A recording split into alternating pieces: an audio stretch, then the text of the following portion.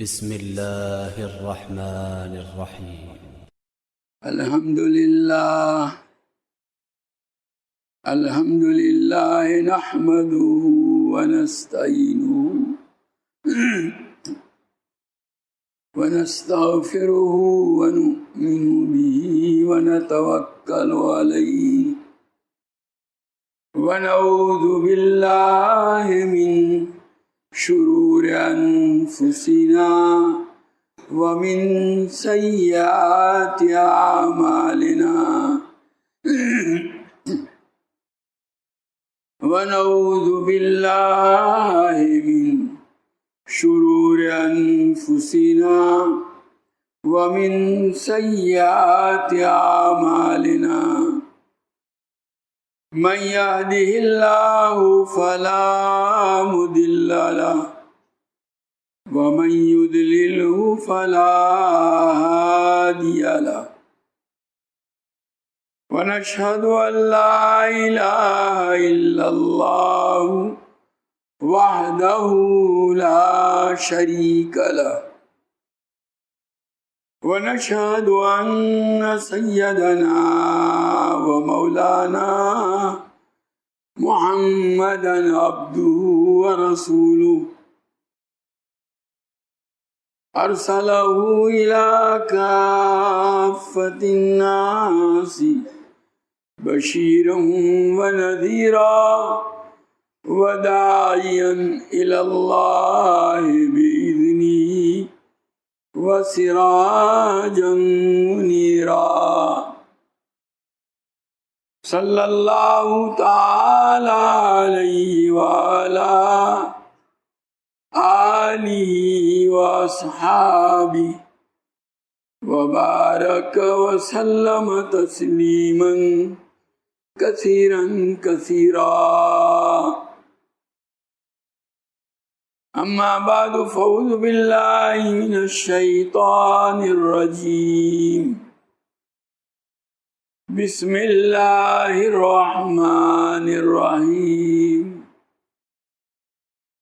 ألم نشرح لك صدرك ووضعنا عنك وزرك الذي أنقض ظهرك ورفعنا لك ذكرك فإن مع العسر يسرا إن مع العسر يسرا فإذا فرغت فانصب وإلى ربك فارغب.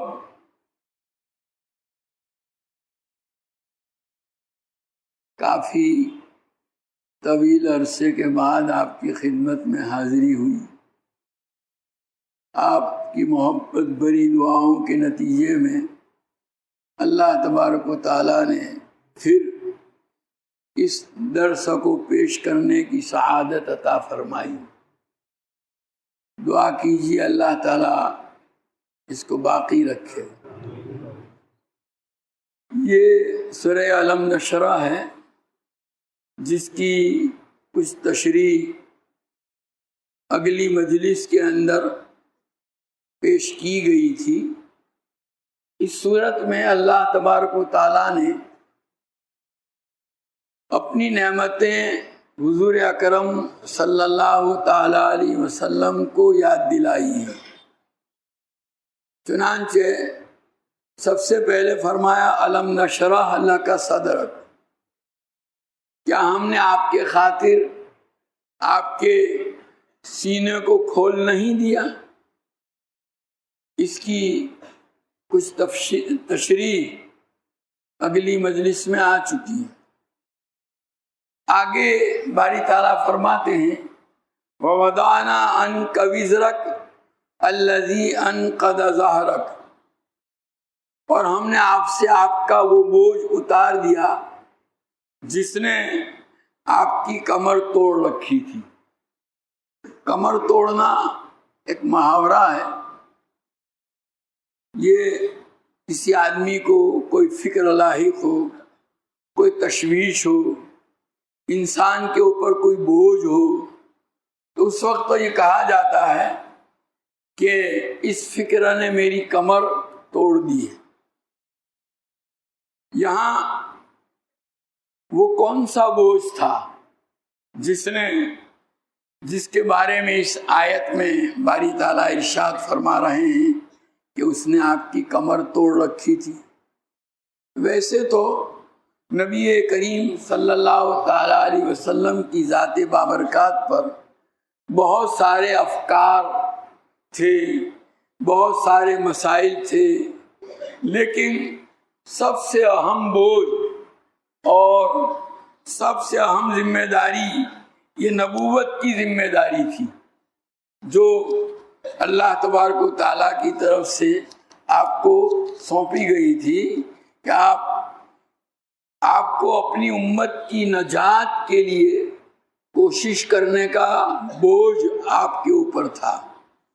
جس ماحول میں نبی کریم صلی اللہ تعالیٰ علیہ وسلم دنیا میں تشریف لائے اور جس طرح آپ پر اللہ تعالیٰ کی طرف سے یہ ذمہ داری ڈالی گئی، پوری دنیا جو کفر میں اور گمراہی میں ڈوبی ہوئی تھی، اس کو ہدایت کے راستے پر لانا، اس کو جہنم سے نجات دلانا، یہ اتنی بڑی ذمہ داری ہے کہ اس سے پہلے کسی نبی پر یہ ڈالی نہیں گئی۔ نبی کریم صلی اللہ علیہ وسلم سے پہلے بہت سارے پیغمبر اور بہت سارے حضرات انبیاء علیہ السلام دنیا میں تشریف لائے۔ مثلا حضرت صالح علیہ نبینا علیہ السلام وہ قوم سمود کی طرف مبعوث ہوئے، ان کی ذمہ داری صرف اتنی تھی کہ وہ قوم سمود کو ہدایت کے راستے پر لائیں۔ بس پوری دنیا کے انسانوں کو ہدایت کے راستے پر لانے کی ذمہ داری ان پر ڈالی نہیں گئی تھی۔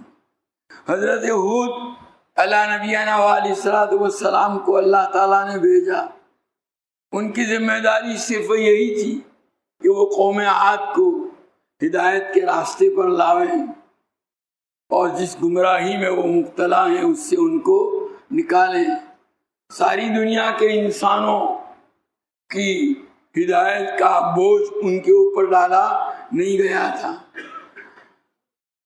حضرت موسیٰ، حضرت عیسیٰ علیہ نبینا علیہ السلام، ان دونوں کو بنو اسرائیل کی ہدایت کی ذمہ داری اللہ تعالیٰ کی طرف سے سونپی گئی تھی کہ وہ بنی اسرائیل کو راہ راستہ پر لائیں۔ لیکن نبی کریم صلی اللہ تعالیٰ علیہ وسلم جو ہیں وہ تو خاتم النبیین ہیں، اور ان کو اللہ تبارک تعالیٰ نے خالی قریش کو یا خالی عرب کو جو ہے ہدایت کے راستے پر لانے کی ذمہ داری نہیں سونپی تھی، بلکہ پوری دنیا کی تمام انسانوں کو ہدایت کے راستے پر لانے کی اللہ تعالیٰ نے آپ پر ذمہ داری ڈالی تھی، اور وہ بھی پوری قیامت تک آنے والی پوری انسانیت، اور ساتھ ہی ساتھ کسی خاص قوم یا کسی خاص زمانے کی حد تک نہیں۔ گویا آپ کو جو ذمہ داری سونپی گئی تھی وہ بہت بڑی ذمہ داری تھی۔ آج تک کسی اور نبی کو، کسی اور پیغمبر کو اتنی بڑی ذمہ داری اللہ تبارک تعالیٰ کی طرف سے سونپی نہیں گئی تھی۔ چنانچہ باری تعالیٰ کا ارشاد ہے، وَمَا أَرْسَلْنَاكَ إِلَّا كَافَّةً لِلنَّاسِ بَشِيرًا وَنَذِيرًا، کہ ہم نے آپ کو پوری انسانیت کے لیے بشیر اور نذیر بنا کر کے بھیجا ہے۔ بشیر یعنی جنت کی خوشخبری سنانے والا، اور نذیر یعنی جہنم کے عذاب سے ڈرانے والا۔ گویا یہ ذمہ داری اللہ تبارک تعالیٰ نے آپ کو پوری انسانیت کو ہدایت پر لانے کی ذمہ داری، پوری انسانیت کو جہنم کی آگ سے بچانے کی ذمہ داری اللہ تبارک تعالیٰ نے آپ پر ڈالی۔ یہ بہت بڑا بوجھ تھا، سب سے بڑا بوجھ تھا جو آپ کے اوپر ڈالا گیا تھا۔ چنانچہ اسی لیے جب سب سے پہلی وحی نازل ہوئی تو اسی کے تصور سے آپ پر جاڑا چڑھ گیا تھا، ٹھنڈی چڑھ گئی تھی، آپ نے آ کر کے کہا تھا گر زمیلونی زمیلونی.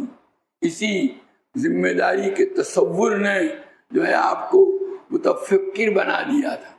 یہ کوئی معمولی ذمہ داری نہیں تھی جو آپ کے حوالے کی گئی تھی، لیکن پھر اللہ تبارک تعالیٰ نے اس بوجھ کو اٹھانے کی صلاحیت اور طاقت اپنی طرف سے نبی کریم صلی اللہ تعالیٰ علیہ وسلم کو عطا فرمائی.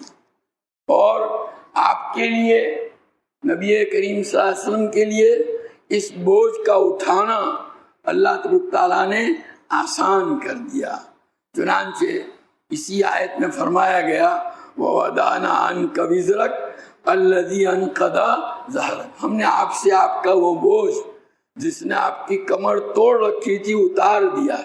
یعنی مطلب یہ ہے کہ اللہ تبارک تعالیٰ نے نبی کریم صلی اللہ تعالیٰ علیہ وسلم کی طبیعت مبارکہ کے اوپر ایک قسم کی سکینت نازل فرمائی، اور اللہ تعالیٰ نے آپ کو ایسے طریقے سجائے جن طریقوں سے کے ذریعے سے جو ہے نبی کریم صلی اللہ علیہ وسلم اپنی ذمہ داری کو آسانی کے ساتھ ادا کر سکیں.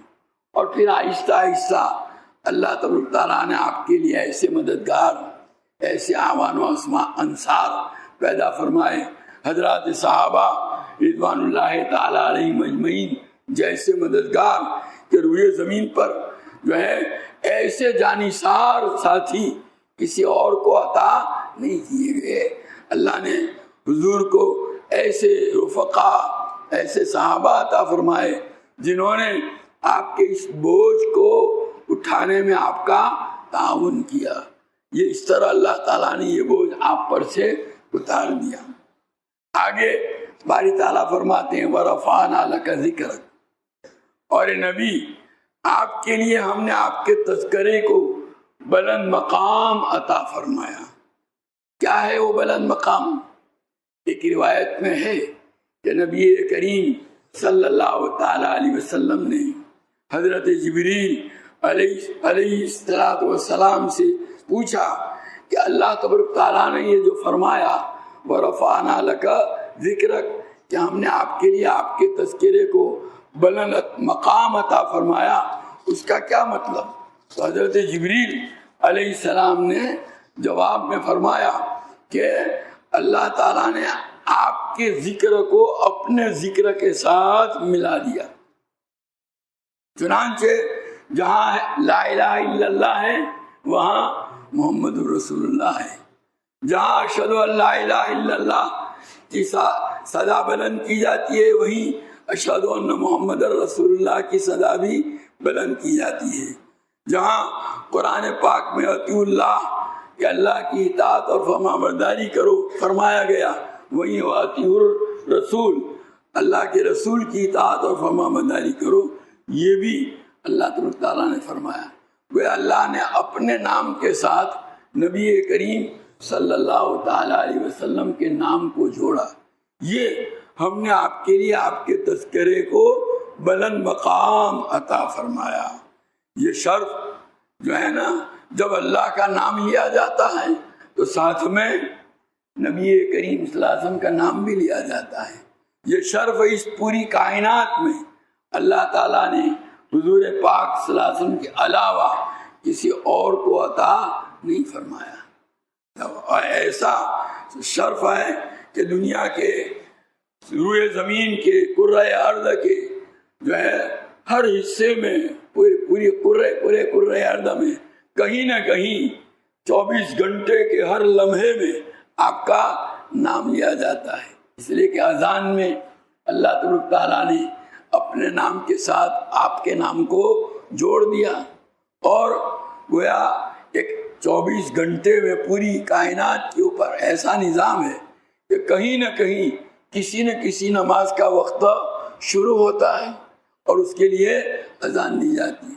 باقاعدہ لوگوں نے اس چیز کو جو ہے ریکارڈ کیا ہے کہ وہاں شروعات وقت کے اعتبار سے کہ بھائی آسٹریلیا سے شروعات ہوئی اور پھر وہ آگے بڑھتے بڑھتے بڑھتے بڑھتے بڑھتے پوری دنیا کے اندر گویا ابھی تو فجر کی نماز کا شروع ہوا اور وہ دنیا کے چوتھائی حصے پر پہنچا، اتنے میں ظہر کا وقت تو شروع ہو جاتا ہے، تو ظہر کی اذانیں کہی جاتی، وہ فجر والا تو آگے بڑھ رہا ہے، اور پھر اس کے پیچھے ظہر کی اذانیں چل رہی ہیں، اور تھوڑے وقفے کے بعد پھر عصر کی اذان چل رہی ہے، پھر مغرب کی، پھر عشاء کی۔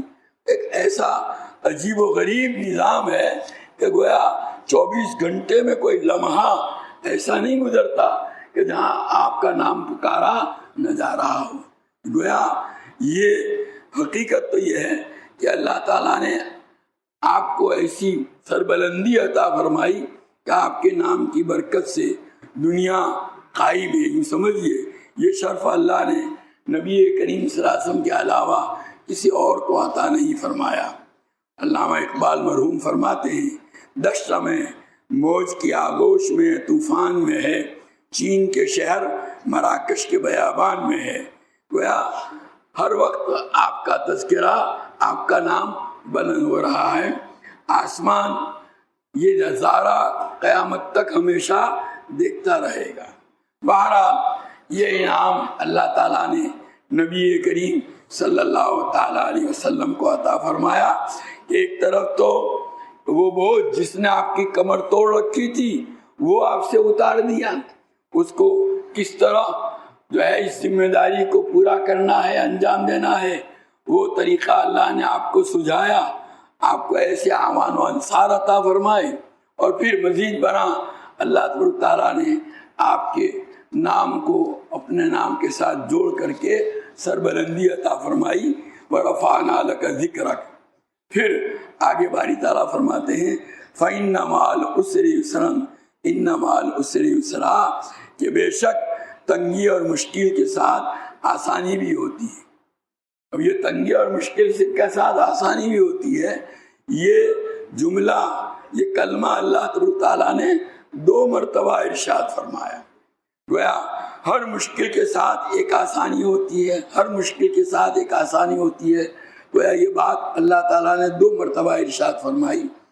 اب یہ فَإِنَّ مَعَ الْعُسْرِ يُسْرًا، ہر مشکل کے ساتھ ایک آسانی ہوتی ہے۔ مع یعنی ساتھ، ساتھ کا لفظ اردو میں بھی عربی میں بھی 2 مفہوم کو ادا کرنے کے لیے بولا جاتا ہے۔ ایک تو اس کے بالکل ساتھ، اور اگر بعد میں کوئی آسانی آتی ہے اس آسانی کو بھی تعبیر کرتے ہیں کس سے؟ ساتھ، کہ وہ اس مشکل کے بعد فوراً یہ آسانی ہے، اس کے ساتھ آسانی لگی ہوئی ہے۔ اور یہاں دونوں مفہوم مراد لے سکتے ہیں کہ اگر کسی آدمی کے اوپر کسی وقت کوئی دشواری ہے، تکلیف ہے، عین اسی وقت، بعد میں بھی نہیں، عین اسی وقت جس وقت وہ تکلیف اس کے اوپر ہے، عین اسی وقت جو ہے یہ انسان پر اللہ تعالیٰ کی طرف سے جو ہے آسانی بھی رکھ دی جاتی ہے۔ گویا آسانی بالکل اس کے ساتھ لگی ہوئی ہے اللہ، اور وہ آسانیاں جو ہے اس مشکل کے تحمل کو، برداشت کرنے کو آدمی کے لیے کیا کر دیتی ہے؟ آسان کر دیتی ہے۔ آدمی کے لیے اس کا برداشت کرنا اور اس کو کا تحمل کرنا آسان ہو جاتا ہے۔ چنانچہ یہ تو ہماری کمزوری ہے کہ ہم اس کے ساتھ اللہ کی طرف سے جو آسانیاں ہیں ان کی طرف نظر نہیں کرتے، وہ ایک مشکل ہی جو ہوتی ہے اس کو لے کر بیٹھ جاتے ہیں اور اس کا شکوہ کرنے لگ جاتے ہیں۔ لیکن اللہ کے جو شکر گزار بندے ہوتے ہیں ان کی نگاہ خالی اس مشکل کی طرف نہیں، بلکہ اس کے ساتھ ساتھ جو آسانیاں اللہ تبارک تعالیٰ نے عطا فرما رکھی ہے اس کے اوپر بھی ہوتی ہے۔ ہمارے بزرگوں اور اکابر میں ایک بہت بڑے جو ہیں اللہ کے ولی حضرت مولانا سید اصغر حسین صاحب نور اللہ مرقدہ گزرے ہیں، اور ان کا واقعہ لکھا ہے کہ ایک مرتبہ جو ہے وہ بیمار ہوئے، بخار آیا، لوگوں نے حضرت سے پوچھا حضرت کیا حال ہے؟ جواب فرمایا الحمدللہ میری آنکھیں جو ہے اپنا کام کر رہی ہیں، دیکھ رہی ہیں، میرے کان سننے کا کام کر رہے ہیں، میری زبان بولنے کا کام کر رہی ہے، میرا دل ٹھیک ہے، وہ برابر اپنا کام کر رہا ہے، بس ذرا سا بخار ہے، دعا کرو کہ اللہ تعالیٰ اس کو بھی دور فرما دے۔ یہ وہ اللہ کے جو بندے ہوتے ہیں، شکر گزار بندے، ان کا حال یہ ہوتا ہے کہ اللہ کی طرف سے بھیجی ہوئی کسی دشواری اور تکلیف کو ہی نہیں دیکھتے، اس کو لے کر بیٹھ نہیں جاتے، بلکہ اس کے ساتھ ساتھ جو ہے وہ اللہ کی جو نعمتیں ہیں ان کو بھی پیش نظر رکھتے ہیں، پہلے اس کا شکر ادا کرتے ہیں، کہتے ہیں اللہ کا شکر ہے کہ میری آنکھیں کام کر رہی ہیں، اللہ کا شکر ہے کہ میرے کان سننے کا کام کر رہے ہیں، اللہ کا شکر ہے کہ میری زبان بولنے کا کام کر رہی ہے، بس تھوڑا سا بخار ہے، دعا کر دو وہ بھی دور ہو جائے۔ تو گویا وہ اللہ کی ان نعمتوں کو بھی یاد کر رہے ہیں، شکر بھی ادا کر رہے ہیں، اور اخیر میں جو ہے وہ جو مصیبت آئی اس کا تذکرہ کر کے اس کے متعلق دعا کے متعلق کہہ رہے ہیں۔ تو یہ حقیقت تو یہ ہے کہ عین اس وقت جب کہ کوئی مشکل ہوتی ہے، اللہ تعالیٰ کی طرف سے بہت ساری آسانیاں بھی ہیں۔ آدمی سوچے کہ مجھے یہ بخار ہوا ہے، اس بخار کی حالت میں خدا نہ کرے بخار آتے ہی اگر میری آنکھیں اپنا کام کرنا چھوڑ دیتی، یعنی بخار کا اثر ایسا ہوتا کہ اس سے آنکھوں کے دیکھنے کا عمل کیا ہو جاتا، موقوف ہو جاتا، کان کے سننے کا عمل کیا ہو جاتا، موقوف ہو جاتا، زبان کے بولنے کا عمل موقوف ہو جاتا، تو پھر کتنی دشواری ہوتی ہے آدمی کے لیے۔ لیکن اللہ تعالیٰ نے اس ایک مصیبت کے ساتھ وہ بہت ساری نعمتیں جو ہیں ان کو بحال رکھا، ان کو اللہ تعالیٰ نے لیا نہیں، جس کی وجہ سے اس مصیبت کو برداشت کرنا ہمارے لیے آسان ہو گیا۔ یہ حقیقت تو یہ ہے کہ یہ اللہ تعالیٰ کا ایک بہت بڑا احسان ہے۔ فإن مال اس بیماری میں بھی بہت ساری نعمتیں ہیں۔ ایک آدمی بیمار ہوتا ہے تو اس کے ساتھ بہت سارے تیماردار، اس کی خدمت کرنے والے بیٹے، بھائی اور دوسرے خدام، متعلقین چاروں طرف لگے لپٹے رہتے ہیں اور اس کی خدمت کے لیے ہر وقت تیار رہتے ہیں، تیماردار ہیں، معالج علاج کرنے والے موجود، دوائی کے لیے اللہ تعالیٰ نے اس کو خریدنے کے لیے پیسے اور رقم بھی دے دیں۔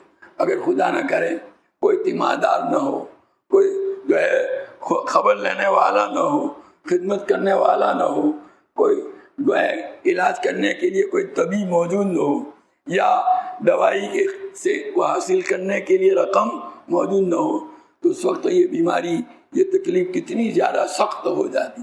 تو اللہ تعالیٰ نے ان دوسری نعمتوں کے ذریعے سے اس مشکل کو کیا کر دیا، آسان۔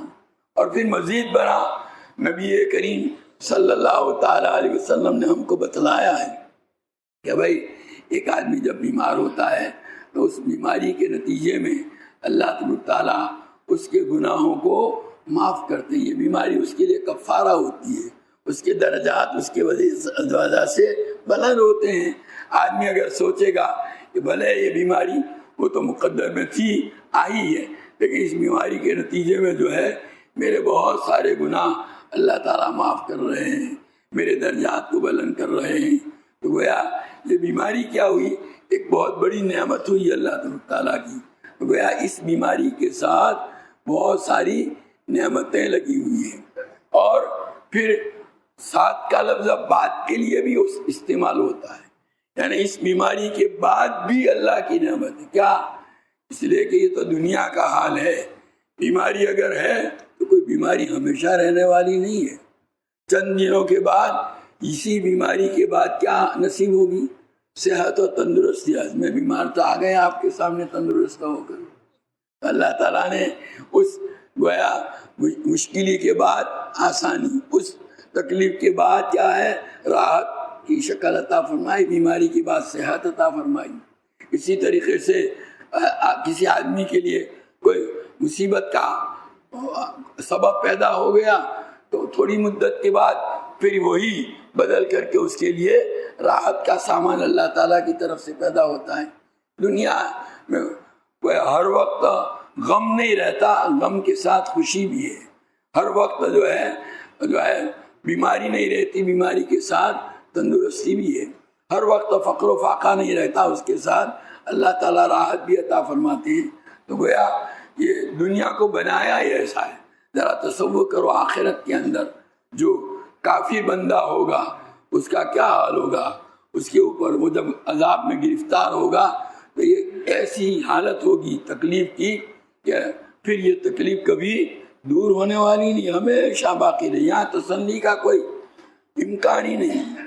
دنیا میں تو کوئی مصیبت آتی ہے ہمارے اوپر تو ہم سوچتے ہیں ابھی تھوڑے دنوں کی ہے، اگر پوری زندگی میں بھی یہ دور نہیں ہوئی تو بہرحال موت تو آ کر کے اس سے نجات دلا ہی دے گی، تو اس کی ختم ہو کر کے رہے گی۔ لیکن آخرت کی جو تکلیف ہے وہ کبھی ختم ہونے والی ہے، جو کافر بندوں کو ہونے والی ہے۔ اس لیے یہ تصور آدمی کے سامنے رہنا چاہیے۔ پھر یہ بھی یہاں مفسرین نے لکھا ہے کہ عربی زبان کے اندر عربی گرامر کا ایک قاعدہ ہے کہ کوئی کلمہ اگر 2 مرتبہ استعمال کیا جائے اور اس کے اوپر الف لام ہو تو اس سے ایک ہی چیز مراد ہوتی ہے، اور اگر کوئی کلمہ 2 مرتبہ استعمال کیا جائے اور اس کے اوپر الف لام نہ ہو تو اس سے 2 الگ الگ چیزیں مراد ہوتی ہے۔ یہاں قرآن میں باری تعالیٰ نے فَإِنَّ مَعَ الْعُسْرِ يُسْرًا وَإِنَّ مَعَ الْعُسْرِ يُسْرًا، پہلے کے اندر بھی لفظ عسر کے اوپر الف لام ہے، دوسرے میں بھی لفظ عسر کے اوپر الف لام ہے، جس کا مطلب یہ ہوا کہ ایک مصیبت، ایک مشکلی، ایک تنگی، اور دوسرے اس کلمے میں جب دوسرا لفظ ہے یسرا، دونوں جگہ پر وہ نکیرہ ہے بغیر الف لام کے، تو وہ الگ الگ مراد ہے۔ تو اس کا مطلب یہ ہوا کہ ایک مشکلی کے ساتھ 2 آسانیاں، کبھی تو اللہ تعالیٰ دنیا ہی میں دے دیتے ہیں، اور کبھی یہ ہوتا ہے کہ ایک آسانی دنیا میں اور ایک آسانی آخرت کے اندر۔ تو بہرحال یہ اللہ تعالیٰ کا کرم ہے کہ محض اپنے فضل سے ہمیں جو ہے ان آسان مشکلات کے اندر بھی آسانیاں اور راحتیں عطا فرماتے ہیں۔ تو اس کا آدمی کو تصور ہونا چاہیے۔ اللہ تعالیٰ ہم سب کو اللہ کے اس انعام کی قدردانی کی توفیق اور سعادت عطا فرمائے۔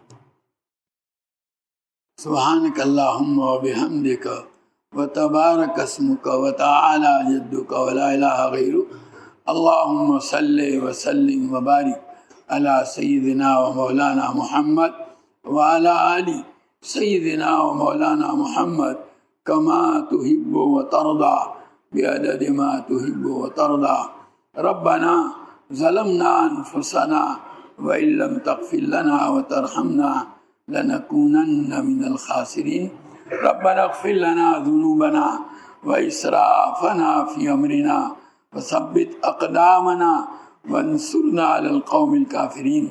اے اللہ تو ہمارے گناہوں کو معاف فرما، ہماری خطاؤں سے درگزر فرما، گنہگار ہیں، خطا کار ہیں، قصوروار ہیں، اب تک کہ ہماری زندگی تیری نافرمانیوں میں گزری، جن کاموں کو کرنے کا تو نے حکم دیا ان کو بجا نہیں لائے، جن چیزوں سے تو نے منع فرمایا انہی کا ارتکاب کرتے رہے، گناہ کر کر کے لذتیں حاصل کرتے رہے، اور تیری نعمتیں کھا کھا کر کے، تیرا دیا اور رزق کھا کھا کر تیرا مقابلہ کرتے رہے۔ اے اللہ اگر تو نے ہماری مغفرت نہیں فرمائی ہمارا کوئی ٹھکانہ نہیں رہے گا۔ مولا معاف کر دے، مولا معاف کر دے، مولا معاف کر دے۔ تجھے معافی بہت پسند ہے۔ بندے جب تجھ سے اپنے گناہوں کی مغفرت چاہتے ہیں، خوش ہو کر تو فرشتوں سے کہتا ہے کہ یہ بندہ جانتا ہے کہ اس کے گناہوں کو میرے علاوہ کوئی معاف نہیں کر سکتا۔ یقیناً اے اللہ ہمارے گناہوں کو آپ ہی معاف کر سکتے ہیں، ہماری مشکلات کو آپ ہی آسان کر سکتے ہیں، ہماری آفتوں کو آپ دور کر سکتے ہیں۔ اے اللہ اپنے فضل کا معاملہ فرما۔ اے اللہ محض ایمان کی نسبت کے وجہ سے اے اللہ یہ لوگ ہمارے ساتھ یہ سب کچھ کر رہے ہیں، تو بخوبی جانتا ہے، اگرچہ ہم بھی ایمان کے تقاضوں کو پورا نہیں کر رہے ہیں، یہ ہماری بہت بڑی کوتاہی ہے. ہمیں توفیق عطا فرما کہ اسباب لعنت و غضب سے اپنے آپ کو اے اللہ پاک صاف کر کے اس سے توبہ کا اہتمام کر کے اسباب رحمت و مغفرت اختیار کرنے کی ہمیں توفیق عطا فرما. اللہ ہمارے بیماروں کو صحت کاملہ عاجلہ مستمرہ عطا فرما. مقروضوں کے قرضوں کے ادائیگی کی شکلیں پیدا فرما. پریشان حالوں کی پریشانیوں کو دور فرما. حاجت مندوں کی حاجتیں پوری فرما. جو قید و بند میں محبوس ہیں اے اللہ ان کو رہائی نصیب فرما. مقدمات میں جو ماخوذ ہیں ان کو بری فرما. جو جس مصیبت میں گرفتار ہے اے اللہ اس کو اس سے نجات عطا فرما. اے اللہ تیرے حبیب پاک صلی اللہ تعالیٰ علیہ وسلم نے جتنی خیر اور بھلائی تجھ سے مانگی ہمیں اور پوری امت کو عطا فرما. اور جن شر و برائیوں سے پناہ چاہی اس سے ہماری اور پوری امت کی حفاظت فرما. ربنا تقبل منا انک انت السمیع العلیم وتب علینا انک انت التواب الرحیم. صلی اللہ تعالی علی خیر خلقہ سیدنا و مولانا محمد و آلہ و اصحابہ اجمعین برحمتک یا ارحم.